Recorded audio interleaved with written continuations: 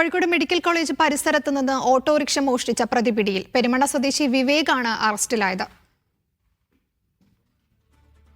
K T Vibeesh വിവരങ്ങൾ നൽകും. വിബീഷ്, എങ്ങനെയാണ് ഈ പ്രതിയിലേക്ക് എത്തിയത്?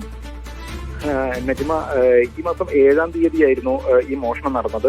മലപ്പുറം സ്വദേശിയായ ജിനൂബിന്റെ ഓട്ടോയാണ് കോഴിക്കോട് മെഡിക്കൽ കോളേജ് ആശുപത്രിയുടെ കേഷ്വാലിറ്റിക്ക് മുന്നിൽ നിന്ന് മോഷണം പോയത്.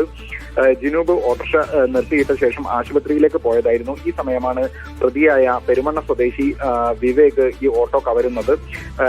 സമീപത്തെ CCTV ദൃശ്യങ്ങൾ വഴിയാണ് പോലീസിന് പ്രതിയെക്കുറിച്ച് സൂചന ലഭിക്കുന്നത്. തുടർന്നുള്ള അന്വേഷണത്തിൽ ഇയാൾ